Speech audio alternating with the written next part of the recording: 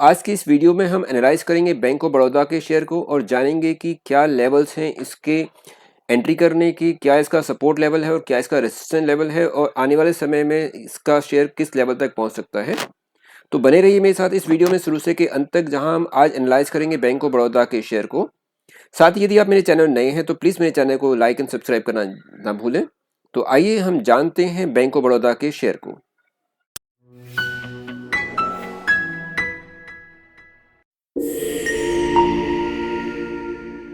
Bank of Baroda को अगर हम देखें तो bank of Baroda public sector का एक बड़ा बैंक है। बैंक की 24 से ज़्यादा देशों में ब्रांचेस हैं, यानी भारत के अलावा बैंक की 24 से अधिक देशों में ब्रांचेस हैं। और इस समय जो करंट प्राइस हम देखते हैं बैंक ऑफ बड़ौदा का, तो वो 203 रुपये 75 पैसे के लेवल पे क्लोज हुआ है। पिछले कुछ समय से शेयर में एक लगातार अप ट्रेंड दिखा जा रहा है और हम यहाँ देखें कि ये जो है 26 अक्टूबर से शेयर में एक लगातार अप ट्रेंड आता हुआ दिखाया दिया था। 26 अक्टूबर को शेयर का लोअर प्राइस था 187 रुपीज़ का और अभी करंट में है 203 रुपीज़, यानी कि यहाँ से लगभग 17 रुपये कवर कर चुका है शेयर। और अगर मैं इसके सपोर्ट लेवल को देखता हूँ तो इसका 190 पर बहुत स्ट्रॉन्ग सपोर्ट है और लगातार शेयर में अप ट्रेंड बना हुआ है। अगर मैं इसके थोड़ा सा पीछे जाता हूं तो देखेंगे कि जो शेयर है वो अपना इसने पिछला, अगर हम फरवरी को देखें तो फरवरी में इसका लो था 153 का। थोड़ा सा और बैक चलते हैं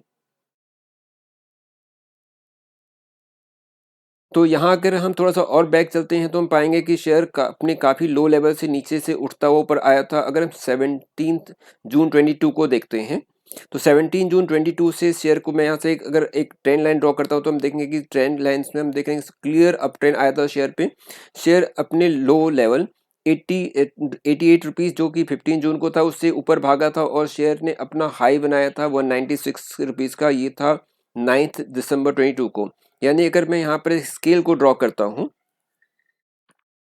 तो मैंने यहाँ पे एक स्केल ड्रॉ किया है और स्केल को अगर हम देखें तो ये एक स्केल है जहाँ पर हम देखेंगे कि 118 डेज के अंदर शेयर ने 108 रुपये की अच्छी खासी जंप ली थी, यानी कि 118 दिन में शेयर 108 रुपये बढ़ा था और शेयर ने 121% का इसमें रिटर्न दिया था।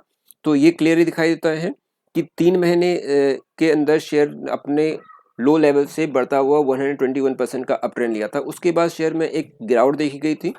तो यहाँ देख रहे हैं हम लोग कि यहाँ से जो शेयर था वो नीचे आया था, वो अपने लो वापस ने अपना नीचे लो लिया था, लेकिन ये जो लो था उसका वो प्रीवियस लो से अप था, यानी इसने अपने पिछले लो को नहीं छोड़ा था और उसके बाद लगातार फिर शेयर में एक अप ट्रेंड देखा गया है।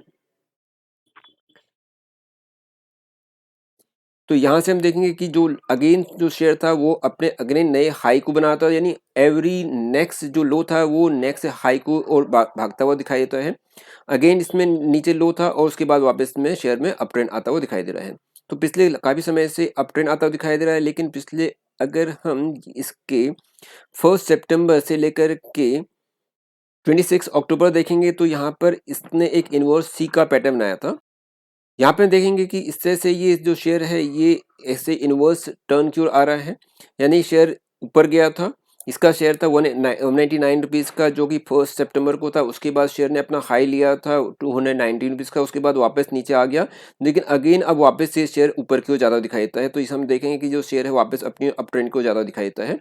तो एक तरह से ये कप एंड हैंडल वाला एक पैटर्न बना हुआ दिखाई देता है और मुझे ये अब यहाँ पे जान पड़ता है कि शेयर में अब क्लियर एक अप ट्रेंड आता हुआ दिखाई देता है। आइए थोड़ी और इन्फॉर्मेशन लेते हैं बैंक ऑफ बड़ौदा के शेयर में।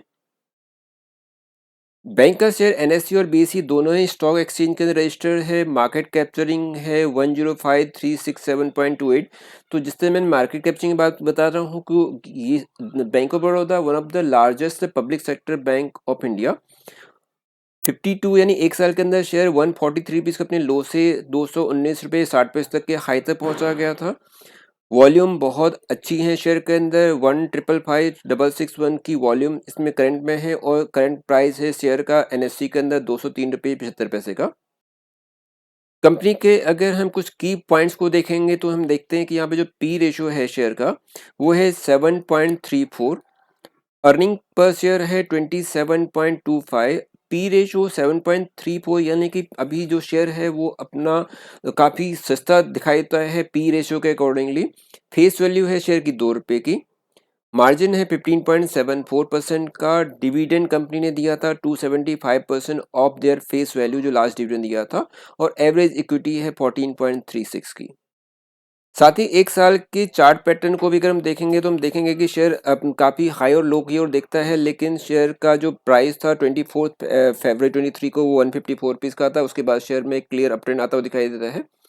50 डीएमए और 200 डीएमए को देखेंगे तो 50 डीएमए और 200 डीएमए में जो शेयर का करंट प्राइस है वो है 203 रुपीज़ का 3 नवंबर को, और इसमें जो 50 डीएमए है 202 रुपीज़ और 200 डीएमए 186। तो प्रेजेंटली शेयर अपने 50 डीएमए और 200 डीएमए दोनों से ही ऊपर ट्रेंड करता हुआ दिखाई देता है।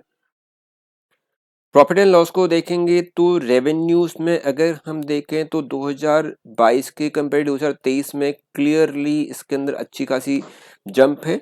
लगभग 21,000 करोड़ रुपए इसका इसमें रेवेन्यू में इंक्रीमेंट हुआ है। इंटरेस्ट में भी काफ़ी अच्छा इंक्रीमेंट हुआ है और फाइनेंशियल मार्जिन भी 6% बढ़ा है। फाइनेंशियल प्रॉफिट जो पिछला 22 के अंदर नेगेटिव था वो कन्वर्ट होकर के पॉजिटिव हो गया 5965 करोड़ रुपीस का, और टीएमटी के अंदर देखें तो 3667 है।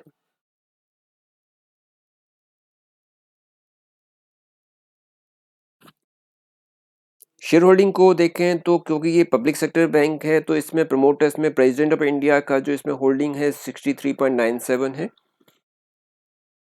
एफआईएस का इसके अंदर काफ़ी अच्छा इन्वेस्टमेंट है, 12.39% एफआईएस का है। सिमिलरली अगर हम दिसंबर 22 को देखेंगे या सितंबर 22 को देखेंगे तो सितंबर 22 के अंदर यानी एक साल पहले सितंबर 22 के अंदर एफआईएस का इसके इन्वेस्टमेंट था 8.93। ग्रेजुअली इसमें इंक्रीमेंट दिखाई देता है 9.97, फिर 10.93, फिर 12.9329 और 12.39% लगातार इसके अंदर बना हुआ है। डीआईएस में स्पेशली एलआईसी का एक बहुत बड़ा इन्वेस्टमेंट है। एलआईसी का भी इसके अंदर 15.74% है, और पब्लिक सेक्टर का इसके जो पब्लिक है उसमें इसका 7.64% का पब्लिक का इसका इन्वेस्टमेंट है। वापस वनडे के चार्ट पैटर्न को अगर देखें तो हम देखेंगे कि जो आरएसआई है वो नीचे से ऊपर की ओर आता हुआ दिखाई देता है, यानी कि इसके अंदर जो बायर्स हैं वो काफ़ी ज़्यादा एक्टिव हैं कंपेयर टू द सेलर्स।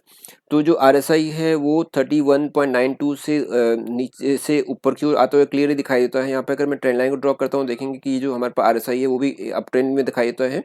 जो पहले आरएसआई था वो नीचे की ओर था, अब ये आरएसआई ऊपर की ओर आता है। ये देखिए जब आरएसआई था वो नीचे आया था, वो लो पर पहुंचा था, यानी ओवरबॉट जोन के पर पहुंचने के बाद इसमें सेलिंग आई थी। लेकिन अब आरएसआई ऊपर की ओर है, इसका मतलब है कि जो इसमें जो बायर्स हैं वो काफ़ी ज़्यादा एक्टिव हो चुके हैं और ये अब ऊपर की ओर ट्रेंड दिखाते जा रहे हैं।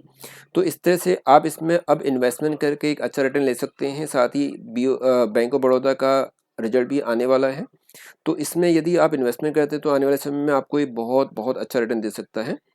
साथ ही किसी भी शेयर में इन्वेस्टमेंट करने से पहले उस शेयर के बारे में आपको सभी तरह के रिस्क एंड रिवॉर्ड्स को कलेक्शन कर लेना चाहिए, तभी उसमें इन्वेस्टमेंट कीजिए। मेरा मानना है कि आने वाले समय में ये शेयर आसानी से 230 जो शॉर्ट टर्म टारगेट मेरा मानना है 230 को आसानी से छू लेगा eight from their current price. तो इसको आप एक महीने का टारगेट मान के चलें तो एक महीने में ये शेयर अपने करंट प्राइस से 230 तक पहुँचने की इसकी संभावना है।